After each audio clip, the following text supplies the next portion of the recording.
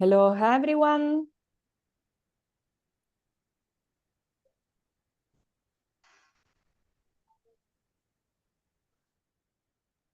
So, welcome to the participants to this webinar.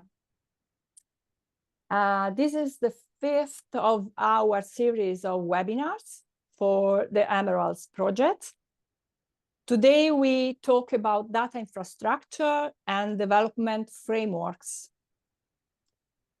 We have here a super panelist list of people, and the webinar is starting at 11:30, will last 1 hour and a half, more or less. We have our speaker recorded, so the entire webinar will be recorded for future use for you to listen after the webinar. And it will be available after the webinar on the website of Emeralds. Welcome, everybody. I think in the meantime, people are joining, so probably we can start the actual webinar. So this is Maria Letizia Mari from Trust IT Services. I give you just a few points at the beginning of this webinar and introducing the agenda today. So after me, we will have a project overview and status from the coordinator and technical coordinator of the project. So from Yannis Theodoridis from UPRC and Konstantinos Dafloukas from Inlecom. Then, after the project overview, we start with the sessions made by our precious partners in the project. So we start with Carto. Giulia Carella will talk about scalable geospatial analytics with Carto, deployment of services and dashboards. Then we will have Ignacio Elisegui from Atos that will talk about the platform from Emerald's use case implementation. Then we will have George Sakiris from Connecta. He will talk about reference architecture and hosting services. We will conclude this session with a Q&A panel where we'll welcome all the intervention, all the questions from the audience. You can add your questions during the webinar in the Q&A box below your screen. You can see at the bottom of your screen. You can type there and we will reply to your questions live or in a written form directly in the box. We will reconvene there with all the speakers, all the panelists, plus we will have the intervention, the contribution from another panelist from Carto.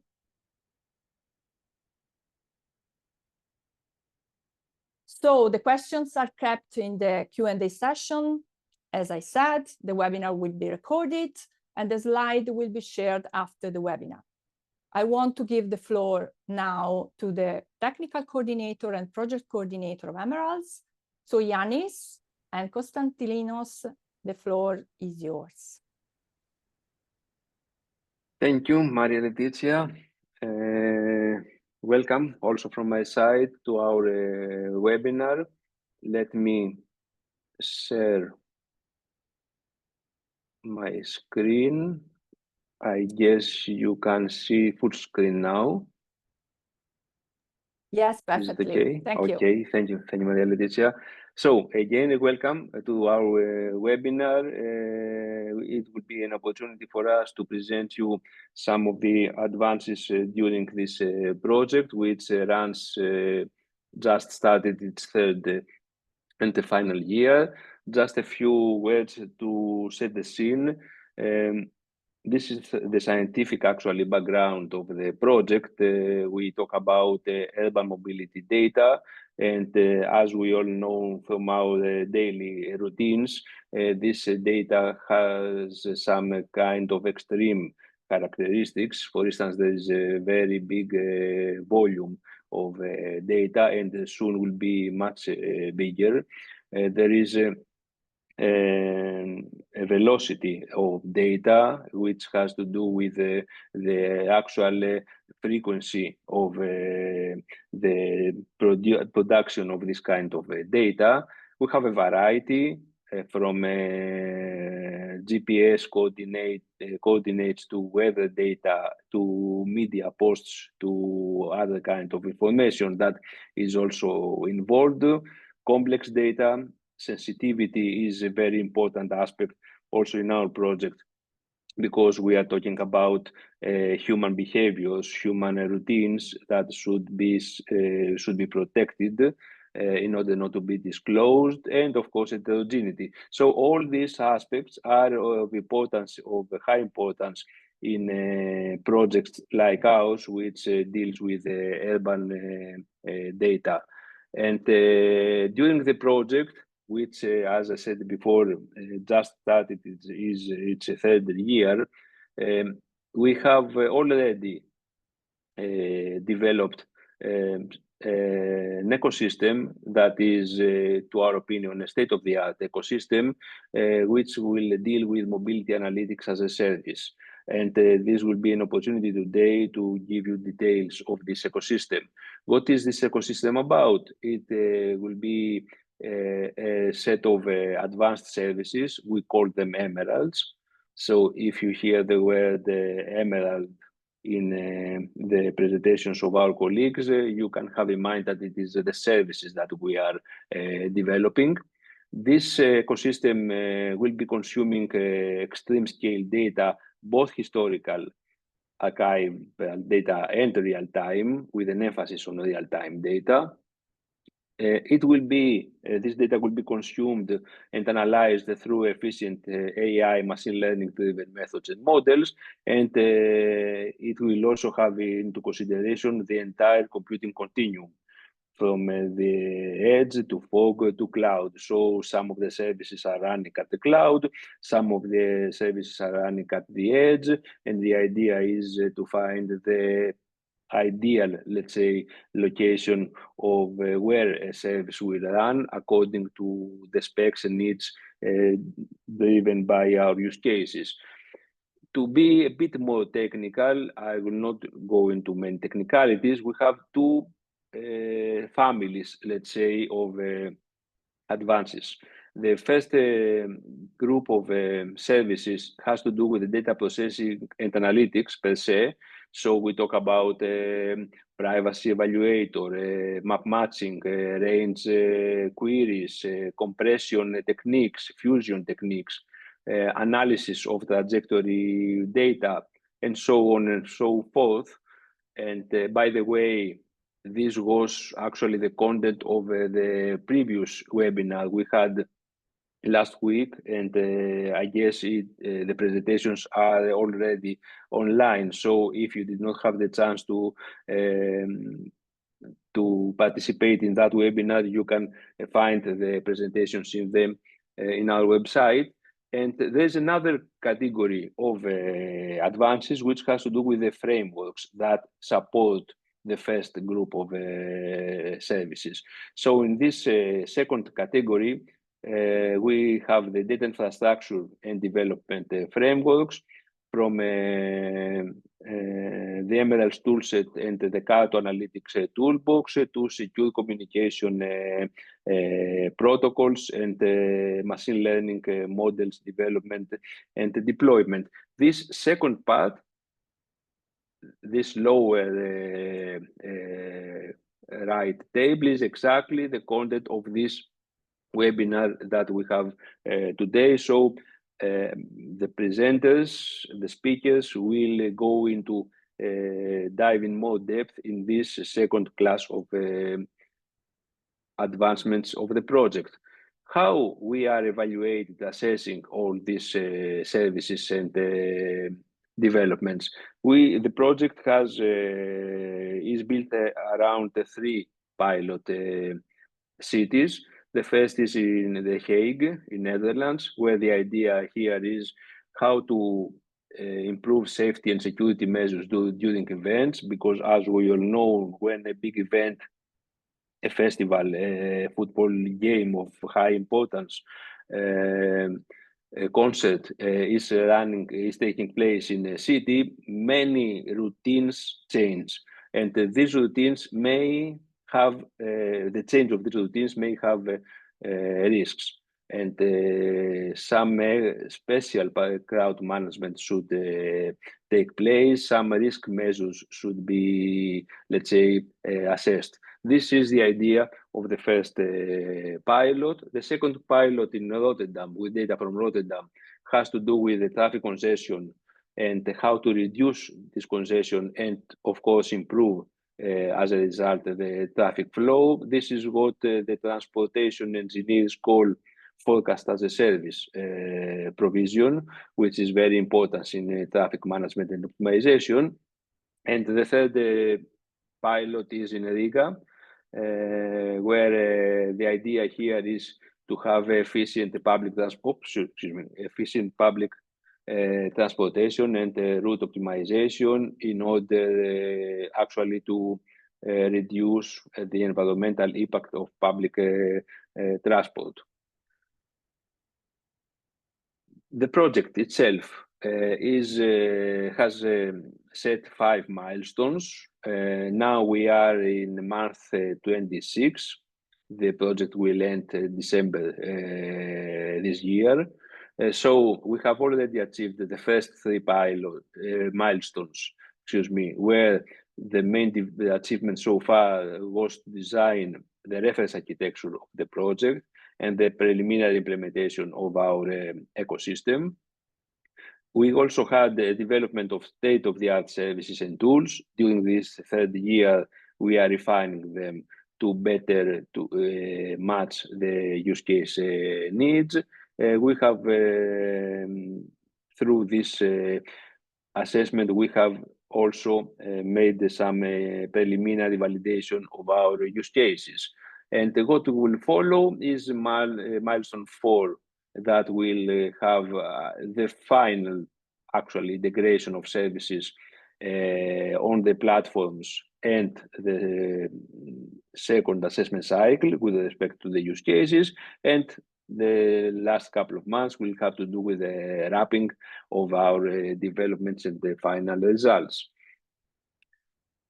Some key facts of the project. We are a Horizon Europe project, research innovation action on a goal on data. Therefore, we have a very strong focus on data handling, processing, analytics, platforms that allow us to better develop all these data-driven services. It ends December 25, as I said earlier, and the consortium is here with the logos, 19 partners from 10 different countries. This was more or less the introduction. It will be my pleasure also to invite Konstantinos, who is our project coordinator, just to say a few words if he would like to do so, and then we will pass the floor again to Maria Letizia. Konstantinos, please. Yes, hello everyone. Thank you for joining. Yanis, thank you for the presentation. I think that you gave us a very good idea of the technical overview of the project. From my side, I would like to highlight the impact of Emeralds. By impact, I mean the overall Emeralds contribution. So, in a few words, I would say that Emeralds has a strong impact both from a scientific impact, both from a scientific perspective, economic and societal. For example, from the scientific perspective, Emeralds has achieved to deliver new ML methods and business operating models related to extreme data mining, aggregation, and analytic technologies and solutions that mainly target to advance the performance, accuracy, usefulness, and applicability of these mobility applications. Furthermore, we say that Emeralds follows the EU policy priorities by providing better information for decision making in the overall transportation and overall mobility sector by facilitating more informed and sustainable policies. The project in general offers automated tools to assist in critical decision-making processes. For example, as Yannis mentioned, the traffic planning, addressing key EU policy priorities. So by that way, Emeralds contributes to sustainable city mobility management. Also, through Emeralds, we focus on enhancing the accountability, transparency, and control of these AML systems by giving priority to privacy and security issues that may arise by using this kind of technologies. And of course, the project is focusing now that we are in the last year towards the more efficient exploitation of these results by upscaling use cases and developing some results that will show the way on how we should exploit them in the future. And as an overall comment, I would say that we try through these Emerald solutions to enhance the innovation of this mobility-oriented project. So that's all from my side. Good. Thank you, Constantine. So Maria back to Maria Letizio, to continue. Thank you all. We'll be in touch, and I guess it will be for sure a pleasure for us, for Konstantinos and me, also to answer the questions when we finish the presentations.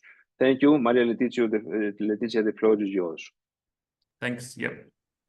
Thank you very much. I thank you very much personally, Yannis and Konstantinos, for this overview of the project. Very useful and helpful at this moment to introduce our next contribution from the panelists. So now is time for Giulia Carella from Carto. So if you are ready here, okay. If you are ready to share, the floor is yours, Giulia. Thank you for being here. Thank you, Maria Letizia. Let me share my screen.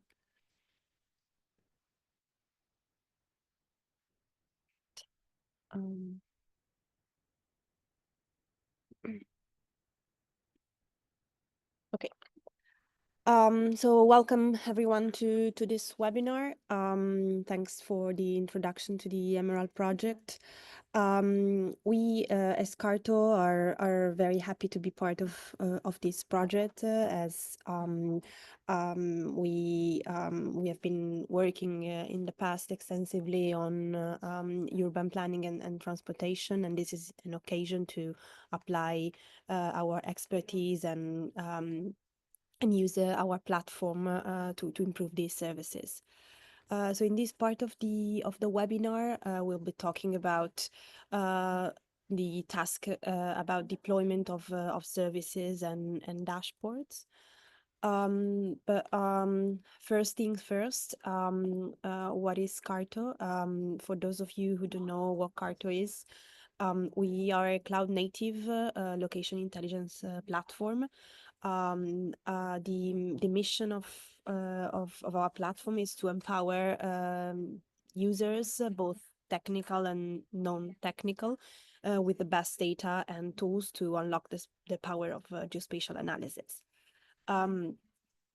Carto is a complex platform made out from different pieces.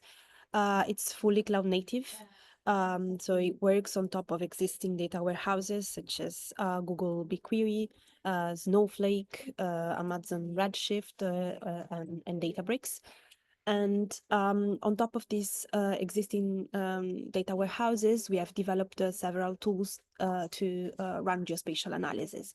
For visualization, using our builder tool that you can use to visualize interactively maps at scale from our data explorer and data observatory that allows the user to add and enrich the analysis with proprietary and third-party data.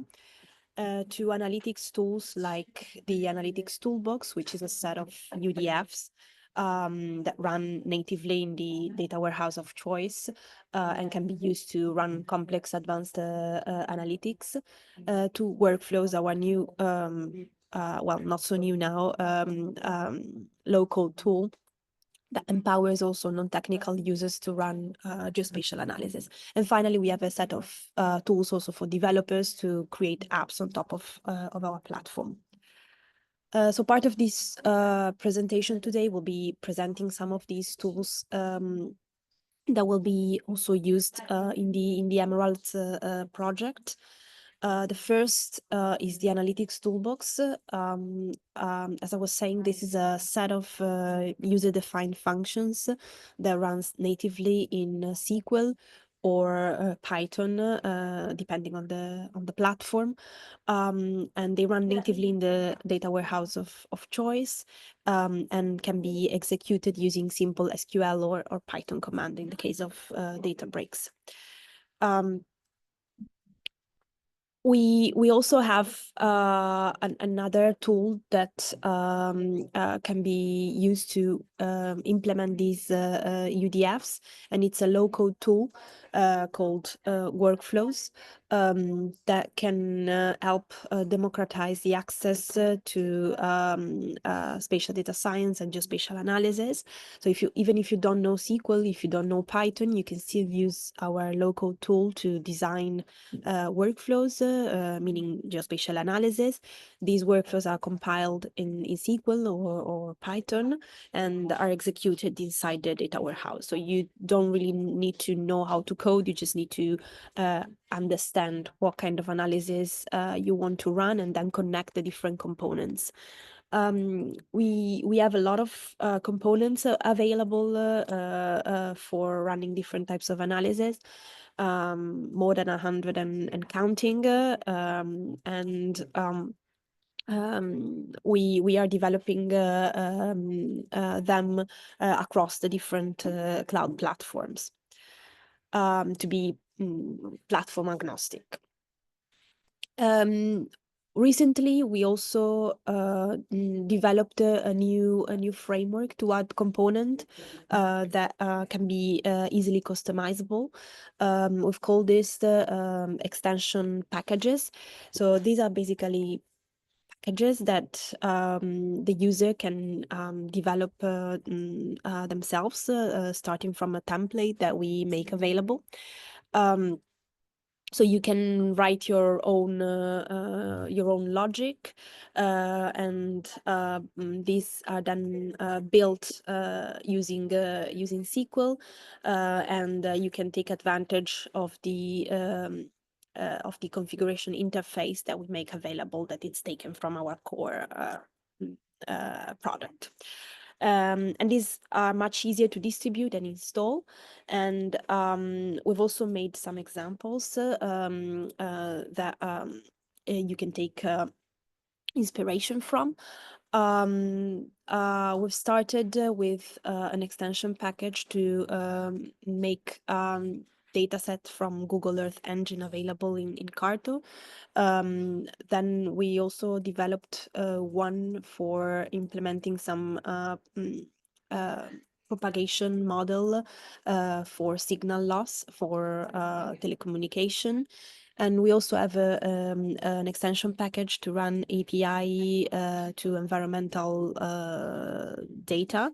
And recently, we've also launched one to run machine learning analysis directly in BigQuery. But the idea here, as I was saying, is to build on top of the template and the core product that we have made available. So how does this fit in terms of what we are developing for Emeralds? So the idea here is to develop an extension package about trajectory analytics that can be used to empower transportation planners, urban planners, and you can see here some of the examples of the use cases that we'll be tackling. For example, as a product manager for driver assistance systems, I would like to characterize the trajectories followed by cars employing a driver assistant technology that allows drivers to take their hands off the steering wheel in designated zones. And I need, as a product manager, to be able to characterize the trajectories of these self-assistant cars. And to give the characteristics of these, to feedback these characteristics of the trajectories into the system to improve the analytics.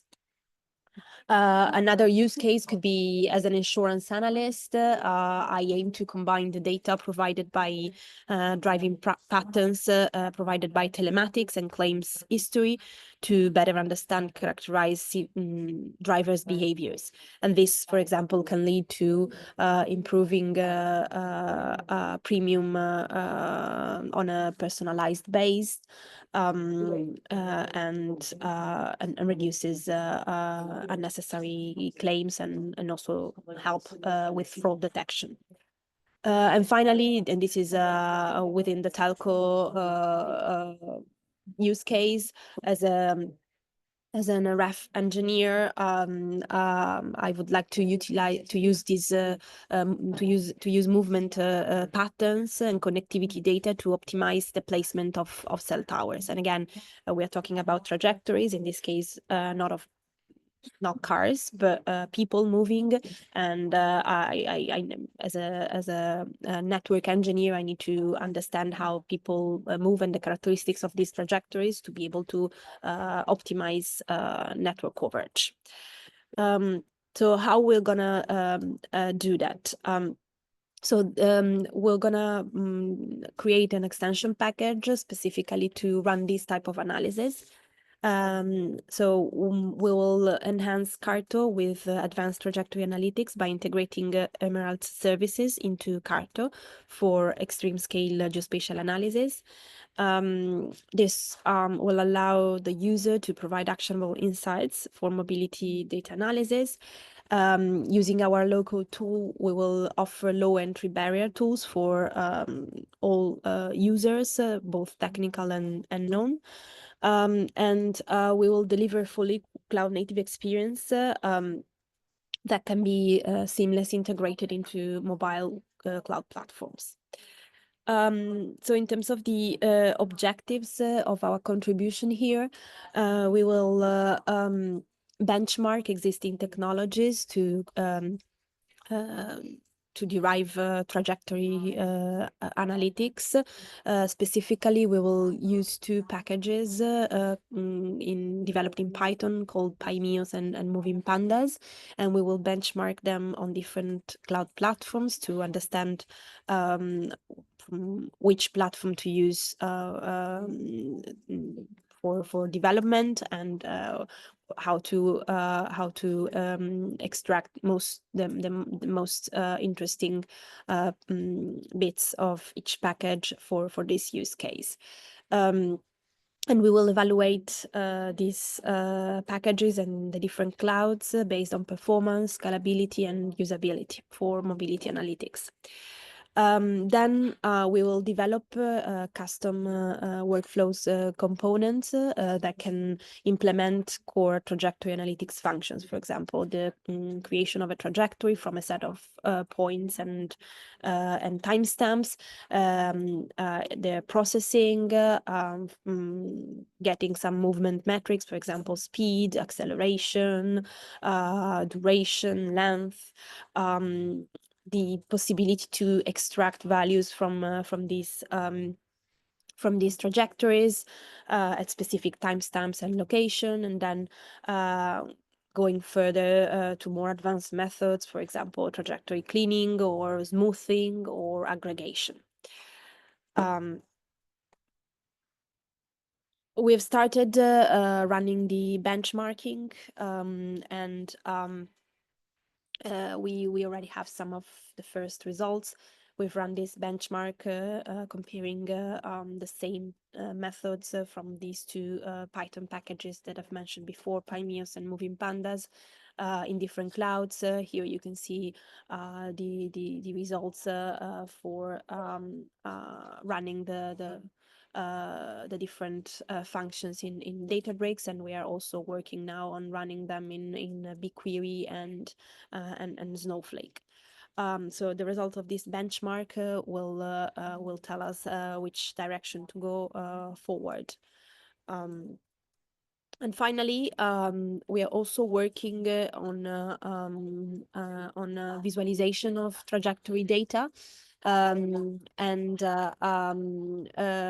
This is a more research and development type of task, but it will be essential when trying to evaluate, when users are trying to evaluate the analysis. So the trajectory data, we are trying to represent them in the data warehouse as point data with timestamps and trajectory IDs. To improve efficiency when visualizing the data on the client, the points will be grouped together into lines based on the trajectory ID and then joined in order of increasing timestamp value. And then trajectories for efficient visualization of extreme scale data will be served via dynamic tiling to remove unnecessary detail depending on the zoom level. And you can see here an example of this approach for some taxi data in New York. So you can see how the data are grouped into trajectories and visualized without any effort at different zoom levels.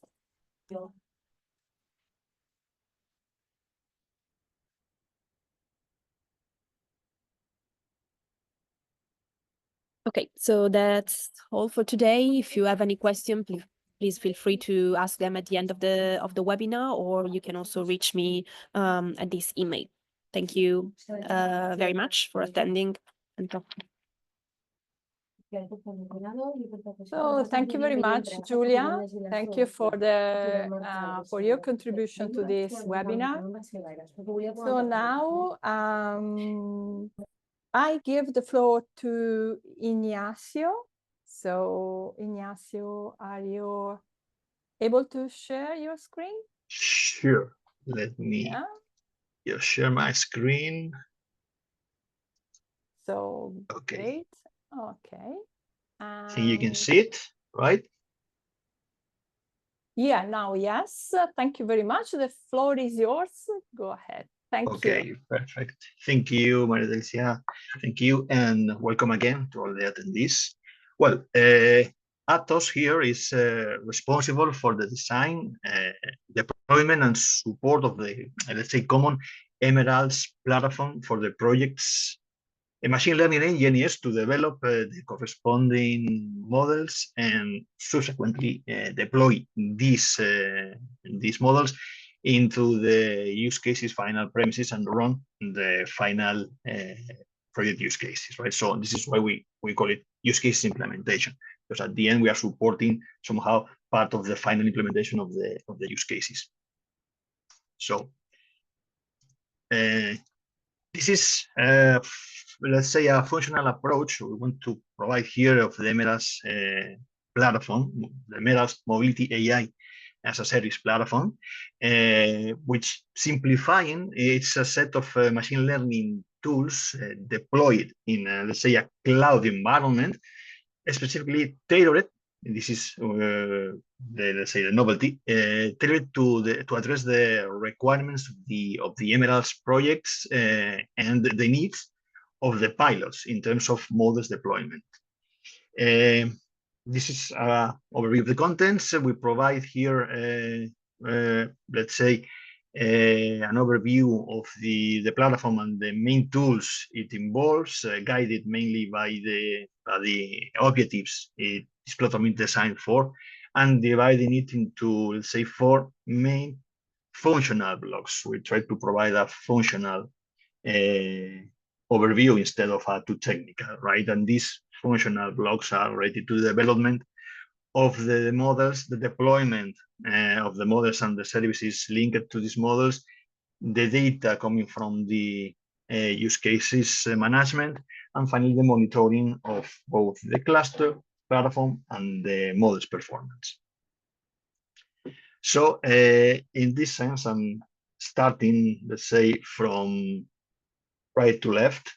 The main objectives of our platform is first to support the models development, as I already mentioned. This is to support the machine learning engineers to develop their models.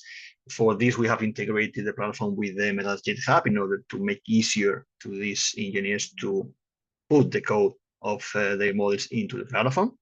Then support the models deployment to put these developed models into the corresponding use cases, premises to run the corresponding pilots and support them.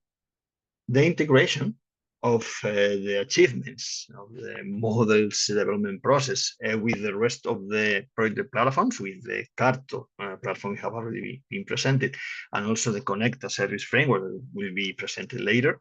And at the end, share all these achievements with other external initiatives. In this case, and so far, we have linked with the AA4EU and AA on demand European initiatives in order to share models, in order to share techniques, in order to share achievements within this common European environment.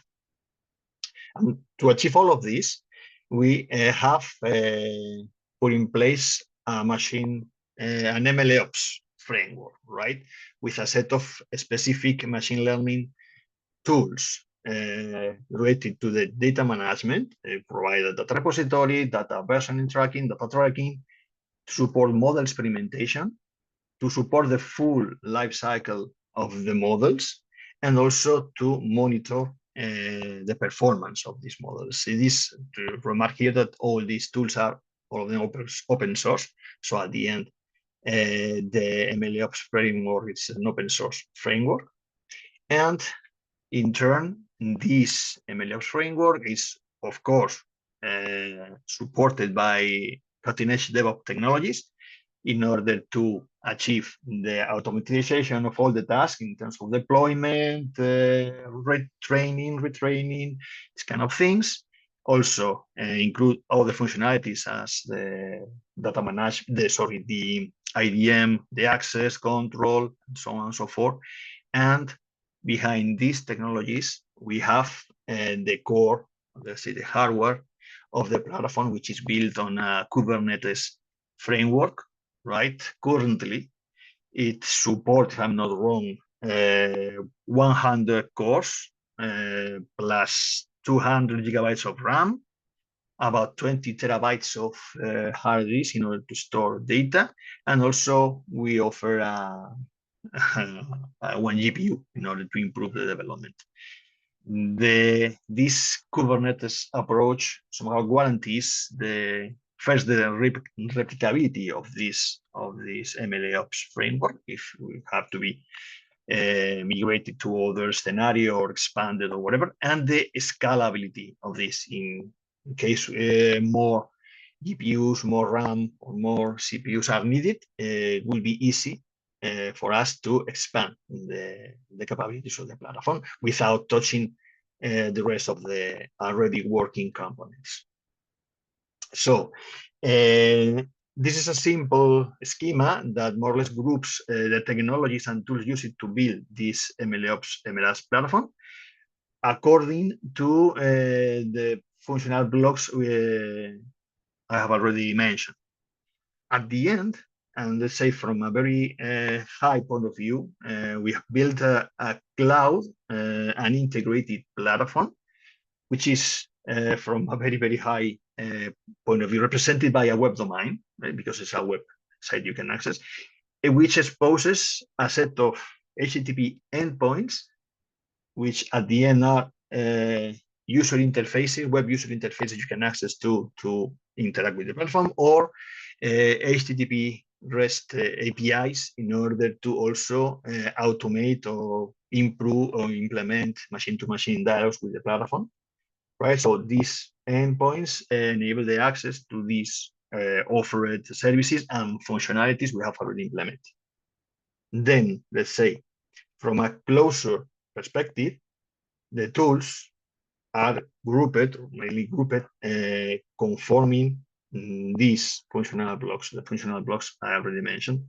And these tools are integrated, communicated, all of them. So at the end can support the set of functionalities required by the project, which are enabling the experimentation of the models, the training of these models, the testing, the evaluation by monitoring the performance of them. Then when you have this already done, when you have the very first version of the models, it enables you to containerize these models with the corresponding access APIs to enable the cloud deployment, the on-premises deployment, whatever is needed. These models can be shared and deployed. Also, of course, the inferencing of these models is the usage of the developed models, and also exposing the results, and at the end enable the model distribution, sharing with another initiatives, sharing with download the models to specific premises, whatever, right? So we're going now block by block, trying to show what we have implemented at how we let's say address the main, let's say, the main requirements from the machine learning engineers. As the first block, the development infrastructure, which is the first block that was implemented in order to start working with the very first version of the models. Mainly it has, let's say, three main components. The first one is how to introduce the code of the models into the platform. We have enabled Jupyter Notebooks, which is a very common tool known by machine learning developers. And also we have, let's say, built specific notebooks which already include specific libraries intended for mobility developments, like moving pandas and other tools that were requested in turn by the developers. So right now we provide specific notebooks already prepared for just put the code and try testing these models. We have also the MLflow tool. This is more intended for experimentation. You have first code with your model. You want to check the first impression of the performance.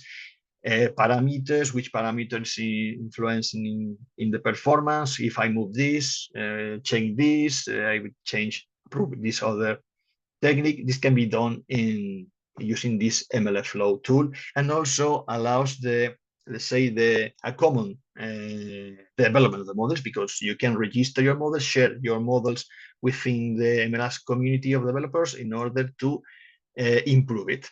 Okay, and then the QFlow tool, which more or less manage the full model pipeline from the very first experimentation linked with MLflow and the Jupyter notebooks to the training process, testing process, and deployment process. We have provided this to automate everything. So the developer only have to care about the code of their models and what she wants to experiment with it. Okay, we will do the rest. Then, once we have our models ready, we go to the deployment, let's say, functional block.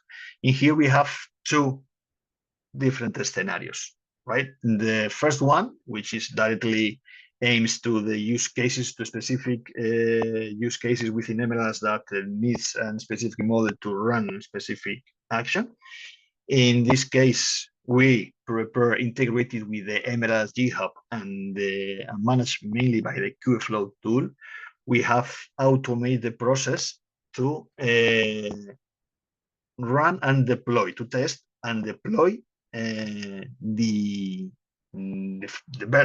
final versions of the corresponding developed models. In this sense, we have created two different paths. One we call the staging scenario, or the staging branch, which is intending that now that you have, let's say, a final or almost final version of your model, and you want to test it with real data sets, you can do it in this branch by only just commit your code here and push the button. Everything will run smoothly and automatically. You have within, let's say, a controlled scenario, your model running, so you can test access from outside, running, checking with a specific set of data, these kind of things. And then a master, let's say the production branch, when once you are sure that your version works, you can deploy directly here in this branch your model, and this will be automatically deployed in the cloud part of the infrastructure intended for the use cases running. So automatically the corresponding APIs, external APIs to access and run your model will be created, and this will be accessible from outside. So your model in this stage will be available for the use case, right?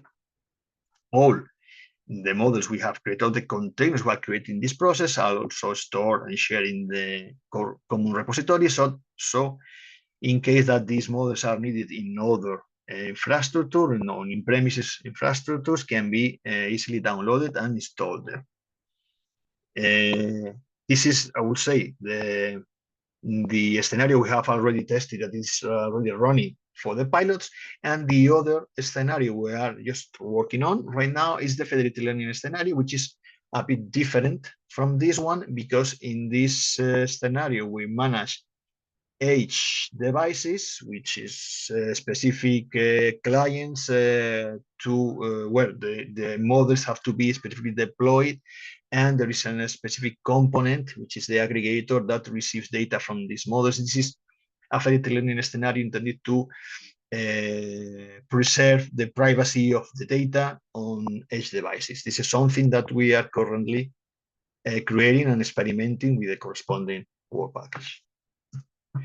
Then transversal to these two functional blocks, transversal to the deployment and development building blocks, we have the data management components, which more or less collects information from the use cases, serves this information to the models development and deployment, and also presents all the available data to the users of the platform in order to check versions, responsibles, track the sources of the corresponding information they are using for the developments.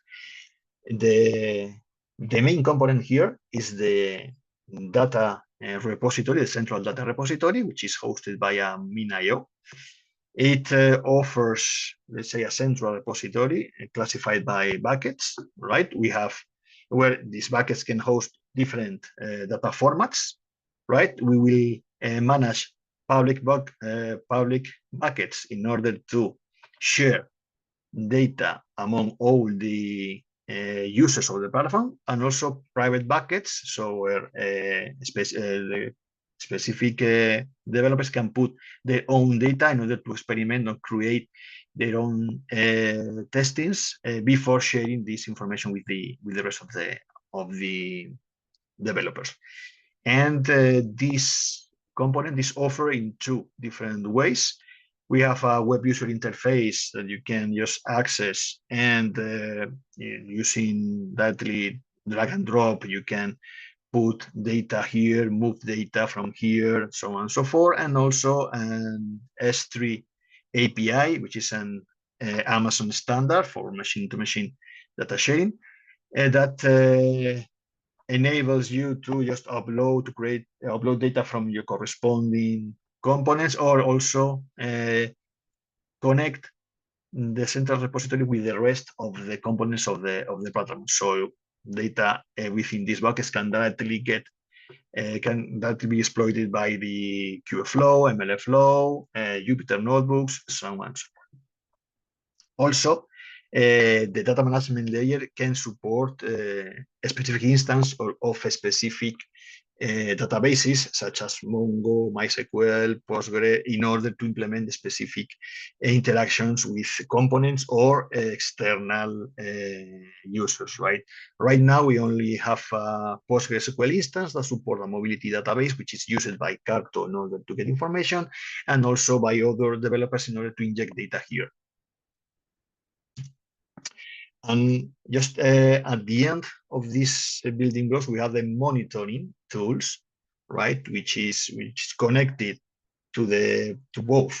Well, it is connected to all of the building blocks of the functional blocks. It's connected to the development building blocks. It's connected to the deploying parts, and also to the data containers, right? So the intention of this is to provide customized visualizations of what's going on with the platform and with the models running on the platform.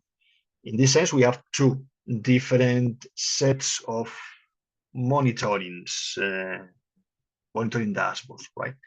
On one side, together with the deployment of the cluster, we have deployed the Prometheus component that somehow captures many metrics of the cluster behavior, cluster components about it. Continuously provides status of the memory used by the different components, the CPU usage, the GPU usage, the network, the inputs, outputs, what's happening in the inners of the platform, to track if the platform is working fine, to detect if there's any problem with the RAM, if there's any model consuming too many resources, that allow us to quickly act and solve in business issues, right? And on the other side, which is the main, or also one of the main novelties we have here, using Evidently AI, we have created a set of specific analyzers that can be used within the model scope. This is a set of REST resources we have already created that can be used, can be put in the code of the corresponding models developed in the platform, and enable the capture of a specific metrics related to the performance of the models in terms of data usage, relating data driven, data quality, the prediction drives, and the performance, regression, classification, and probabilistic classification. What's parameters related to how my model is performed, right? These parameters, these metrics are captured by these analyzers and put it in a database to be later exposed, right? And for exposing these two set of metrics, we have deployed, we're relying on a Grafana instance that allows not only us, but also the end users to create specific and customized dashboards that present somehow the data they are interested in. We have prepared a set of specific dashboards in order to monitor the cluster results, because something that more or less is interesting for us to control the behavior of the cluster. And we are preparing a set of templates with a specific, let's say, set of initial visualization of the performance metric, and we offer the possibility of to the machine learning engineers to customize and to develop their own tailored dashboards. Okay, and in the same way, this tool and these dashboards allows to the implementation of alarms that can send an email, or can send an SMS, or can send a Teams notification when something interesting or something or an issue is arising. Okay, and more or less these are the components and tools we have already deployed in the platform, and the different functionalities we are offering to the machine learning engineers community. Thank you very much, Ignacio, for this interesting presentation. So now we had already the presentation from Carto, then from Atos, and now we are approaching the presentation and the contribution from Connecta. So while George Tsakiris is preparing his presentation, I want just once again to say that obviously, if you have some questions, please feel free to add the questions in the Q&A box at the bottom of your screen.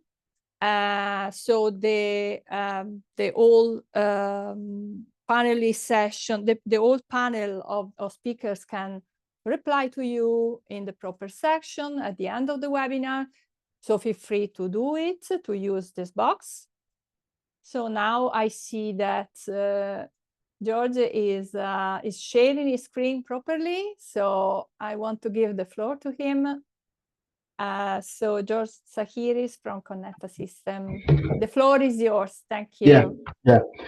Thank you, Maria. Hello, first of all, I'm George Tsakiris, and I'm representing Connecta. So we're talking about two main concepts in this presentation. The first one is related with the design of the reference architecture for the Emeralds toolset, which is the main output of the Emeralds project, actually. The second pillar is related with the dynamic provisioning platform for the toolset. We'll present the architecture of the hosting platform, the deployment process, and the integration with the Emerald services. So first, the design of the reference architecture was a collaborative exercise between all the partners of the Emerald project. Our key goals was, of course, to examine the characteristics of extreme mobility data. Specifically, we have undergone an analysis based on the 4V's extended framework. In that context, we have explored how each Emerald can cope with data of great volume, velocity, variety, and veracity. In the same context, we have studied well-established big data architectures, such as BDVA and IDSA, and took key concepts to embody in our design. Another key consideration was the resource efficiency of the project's toolset.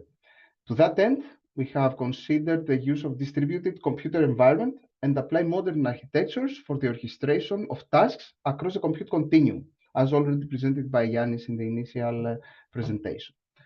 Finally, for the creation of modular data pipelines, we have worked on interoperability options and specifically on data exchange between the Emerald services and the processing of a variety of data sources. Oh, sorry, I went too far. The conceived reference architecture is presented in this figure. A mapping of Emerald groups to their position is being presented. The grouping is based on their characteristics, both operational and functional.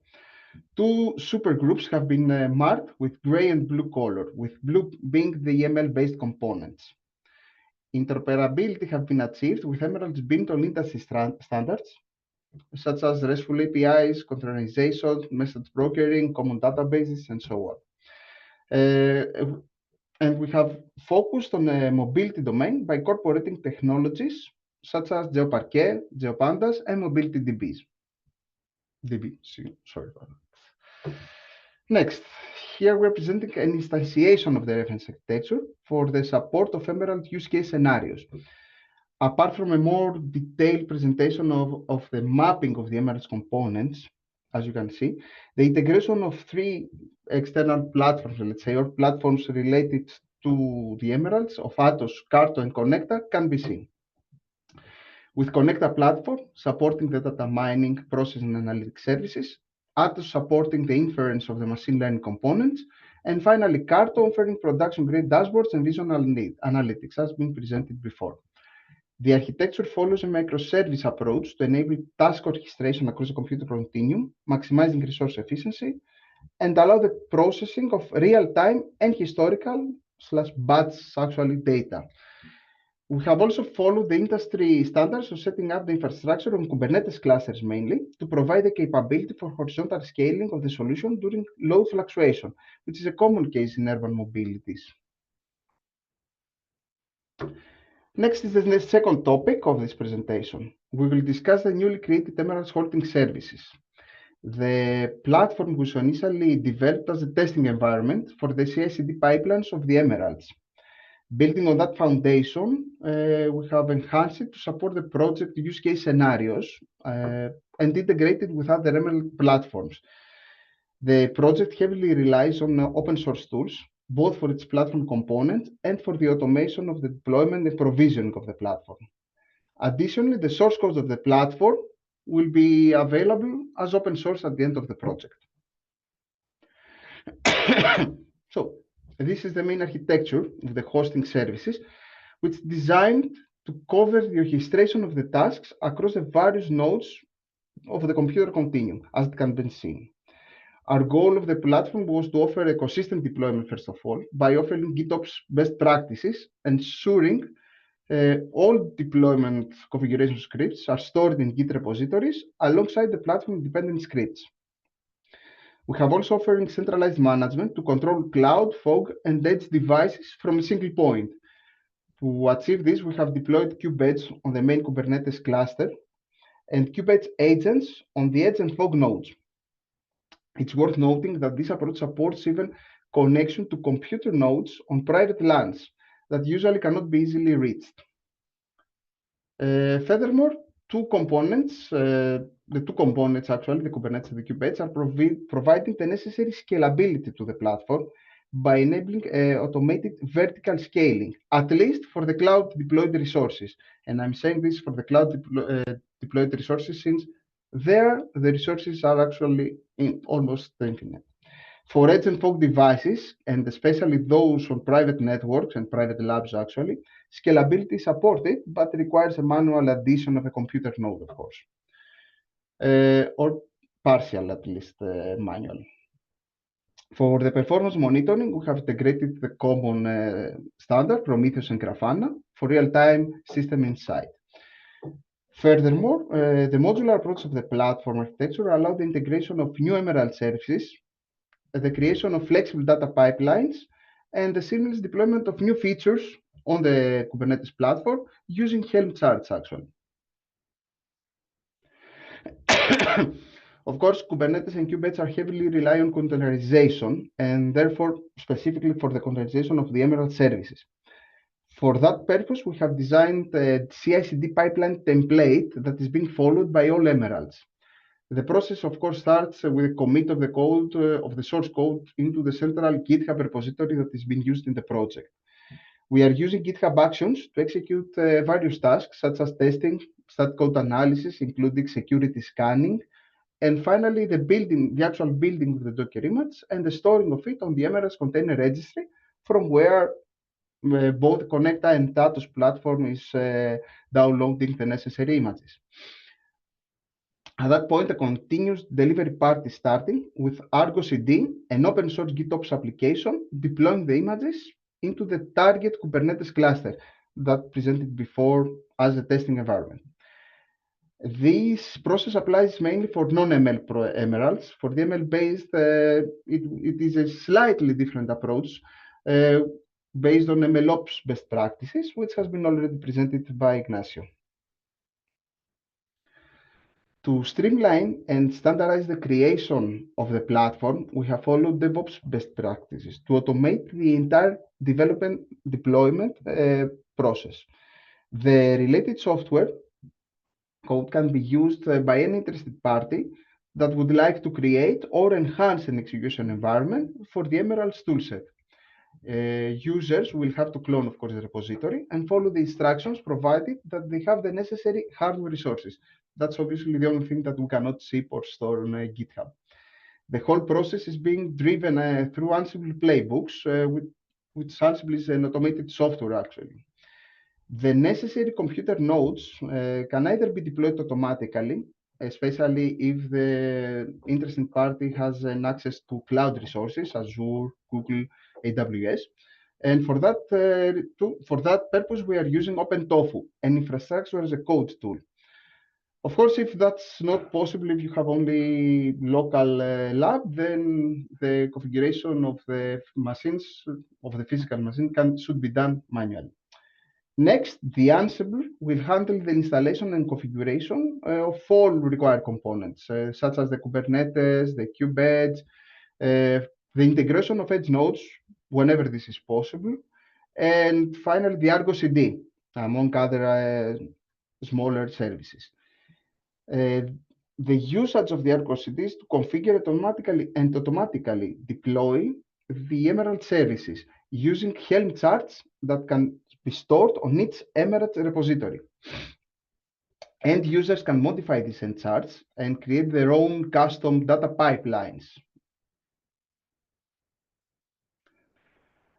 That's all for today. Thank you for your attention. I think now we will start the Q&A session. Yes.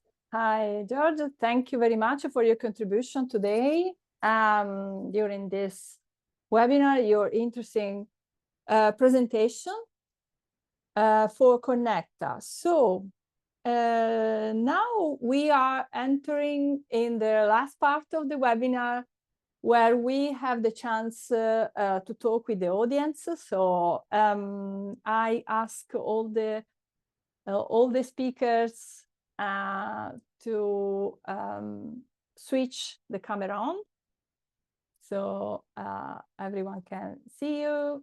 And actually, we have some questions from the audience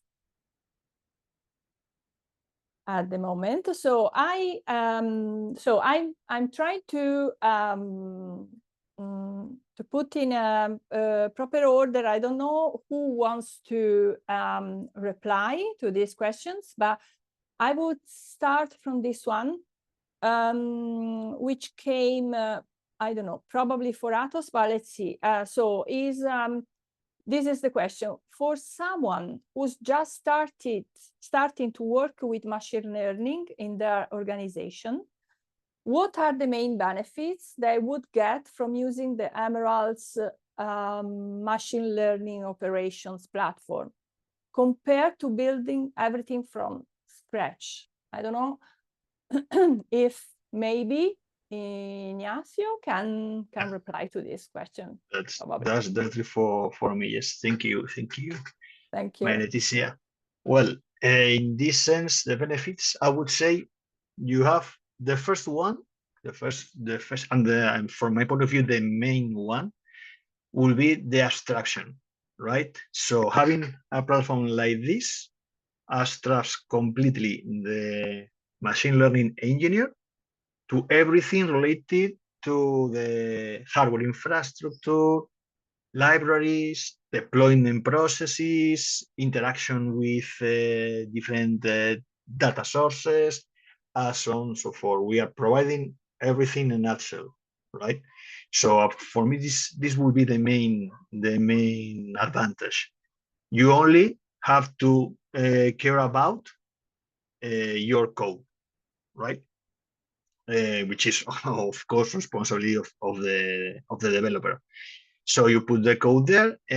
Specifically in an environment like, for example, Emeralds, we have already provided customized tools for mobility models development. Of course, this platform can be customized to other environments related to, I don't know, weather, related to pollution, whatever, right? Can be specifically customized to this and prepare specific notebooks with specific libraries for these scenarios. But in the case of Emeralds, you only have to connect to the platform, open your corresponding namespace, your corresponding tool, and put your code there. Everything will be ready for you. And when you have everything developed, the platform will do the actions related to deployment, running, and inferencing, right? Put and click the button, nothing more than that. And from the, let's say, from the company perspective, also the platform manages all the hardware resources. I mean, in your home, you can have, let's say, a common normal PC can have 30 cores, 32 gigabytes of RAM, what you can have at home, right? In the platform, you have many resources, many hardware resources that can be scalable, right? We can expand the resources of the platform easily. You can design directly by clicking the button, how many cores do I need? Just select how many the cores, how many RAM, how many GPUs you need for your model. Click a button and you don't have to care about those hardware resources. The platform provides this for you. And also offers tools to share your models with the rest of the community, right? You can share your achievements, you can get opinions or insights from other developers that can improve your models. More or less, that would be my vision of the advantages of this platform. Thank you, Ignacio. Yeah, very exhaustive reply to the questions that arrive from the audience. We also have a question that is arrived personally directly to the Carto partner. So I'm sharing now the questions, but I take the opportunity to introduce another panelist that joined us from Carto, so Tobin McKilligan. So welcome. Hi, Tobin.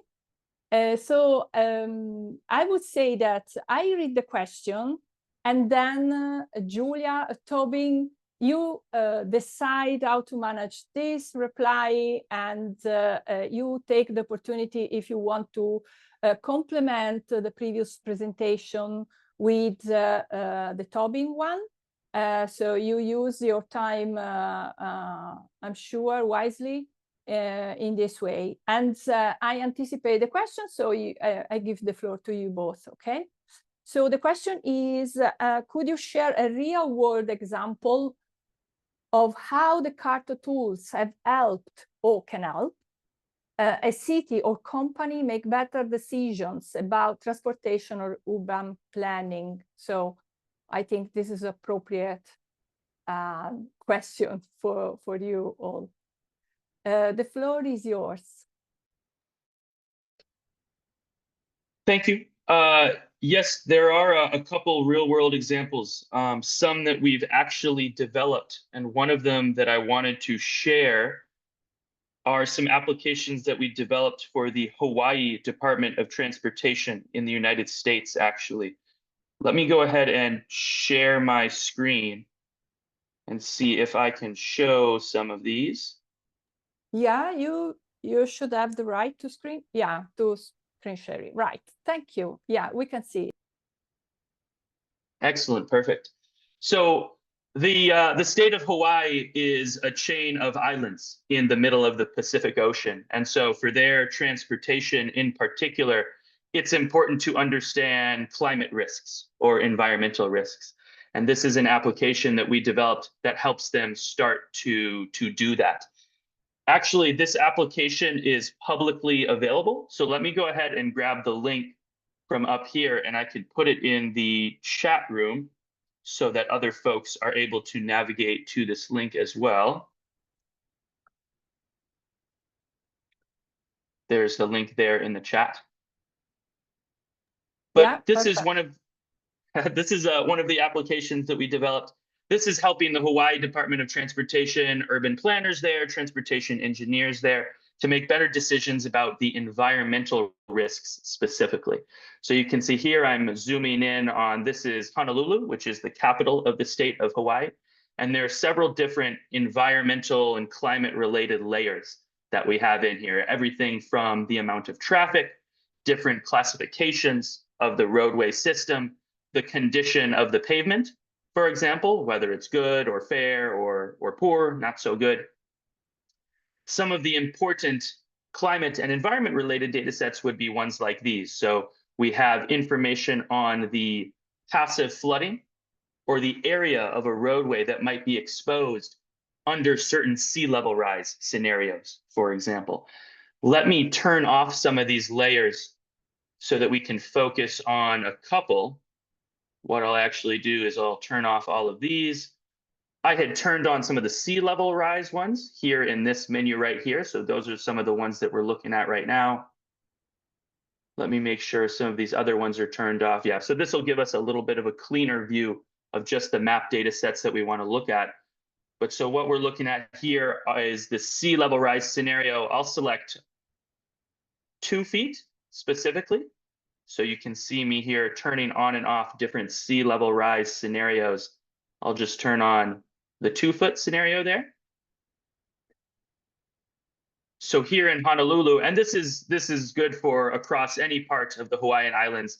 I can zoom to another part over here, for example. Let me see if I can find an interesting area. This big highway interchange here, for example, we can see the area of land that is going to be exposed when the sea level rises at least 2 feet. And then we have highlighted here in red the sections of roadway that would be exposed versus not exposed to that sea level rise risk here.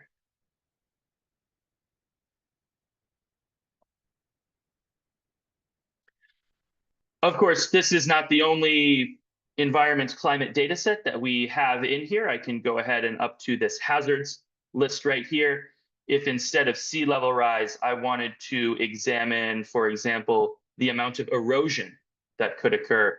This can be based on extreme precipitation events, for example. This can be based on the erosion that would occur from tsunamis or adverse water-related events. We can see here, for example, one, and I can turn on the roadway exposure for this as well, impact on the roadway network. And we can start to see the risk that that poses to some of these roadway segments as well, this time crossed with the coastal erosion probability.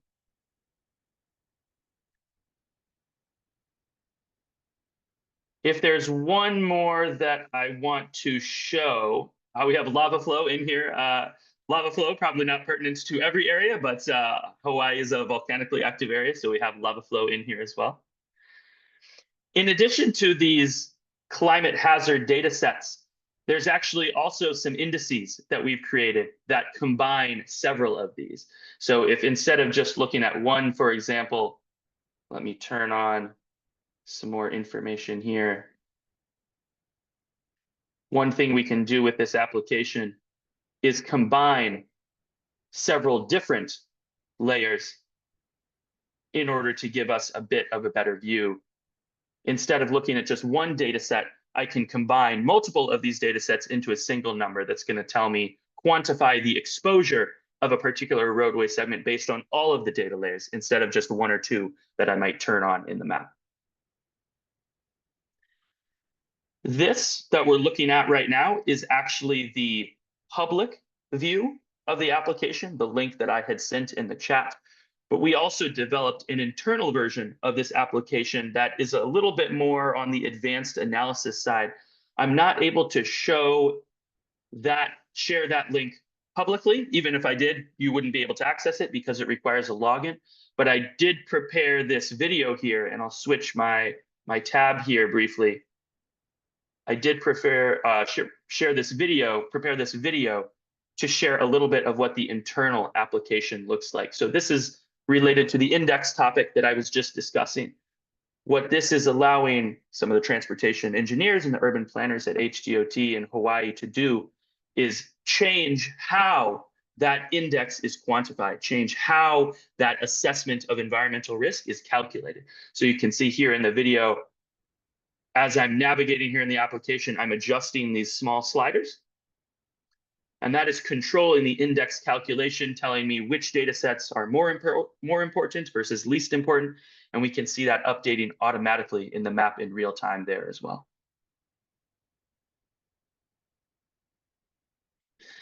Let me pause there. I don't want to monopolize the entire time, but that's a little bit about the climate application.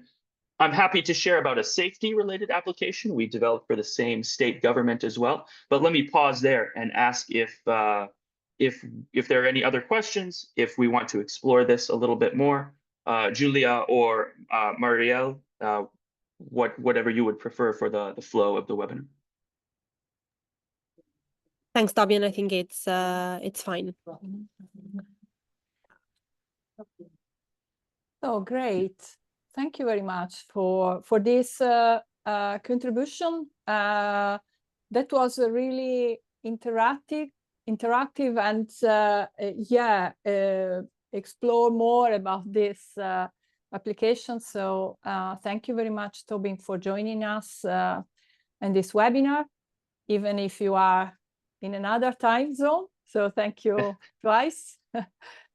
Julia, I don't know if you want to add something. Otherwise, I go to. We have another question actually, so we can close with that one.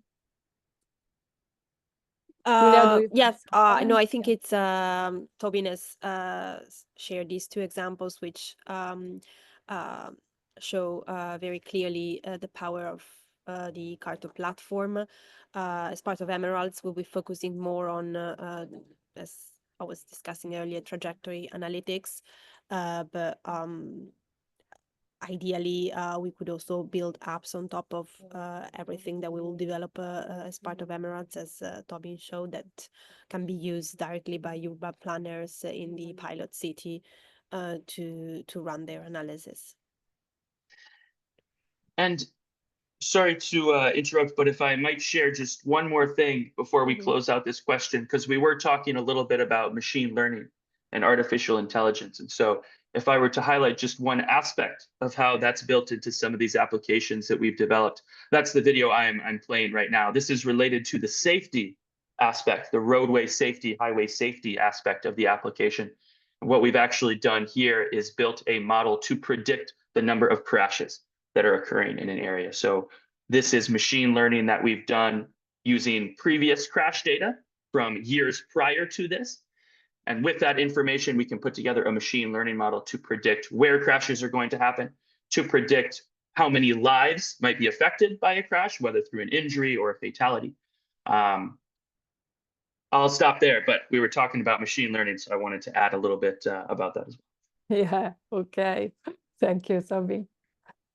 Okay, thank you very much again. And I go briefly to the other question, just in the closing 10 minutes that we have ahead. So we received this question, when you talk about extreme scale data sets, what kind of data are we actually talking about, and how does your architecture help organizations manage and make sense of all this information?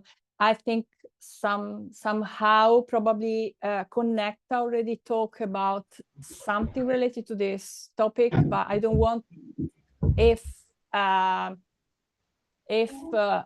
George wants to add something. Yeah, I think it's related with the reference architecture mainly, so we can have a brief discussion on that.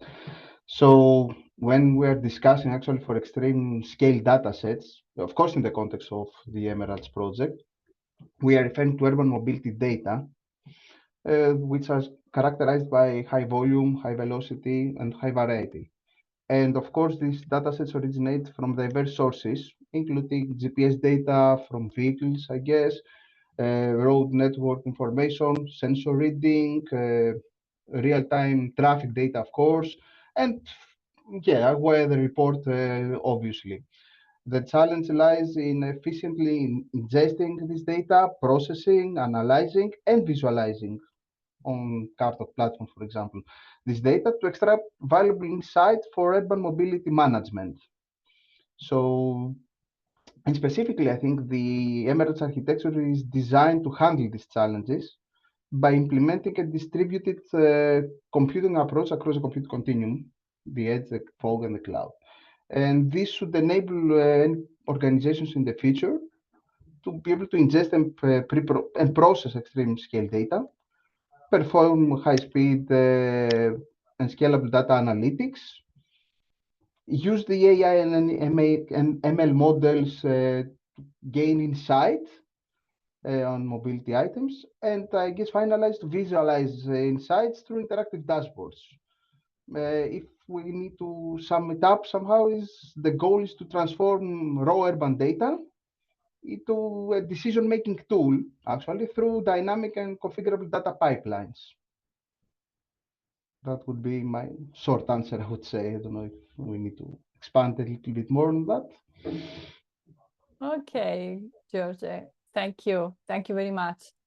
I don't know if anyone else from the panelists want to add something. Maybe Konstantinos, Yanis, you want to have a word, and then we are going toward the closure of the webinar. It was very interesting. Yes, I want you. Yeah, that was. Thanks, Maria Letizia. That was a fruitful discussion in the end, and generally we saw some very important technical aspects of Emeralds. From my side of view, it's what I started discussing in the beginning of the project. It's the one part, the technical, and the other one is about the impact of the project. I think that impact is quite useful because, okay, we say that we are building things behind the scene, but what is the output when the project ends? And I would say that what the project will deliver is, you know, a step towards innovative solutions in order to more efficiently exploit this data that, as George mentioned, originate from different sources. And I think it would be a step towards better decision making from policymakers. That's all from my side. Great, thank you, Konstantinos. Yes, yes. From the two aspects, the technical one and the more general one, I think this project is very, very precious.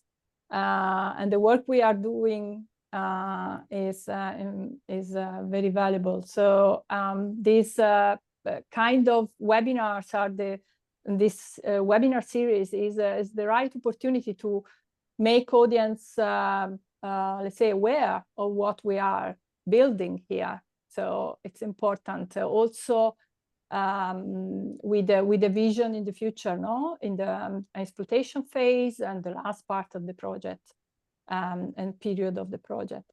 Thank you for all your contribution today. I need to thank all the panelists here for your time, for your expertise, for your kindly availability to be here and part of this webinar. So stay tuned for many, many other appointments that we are going to plan. So follow us on the website and our social media channels. Subscribe the newsletter of Emeralds on the website, and stay tuned. And thank you for everyone, for everything. Thank you. Thank you very much. Yeah. Bye Thank bye. you all. Bye. Thank Bye-bye. you. Bye. Goodbye. Bye.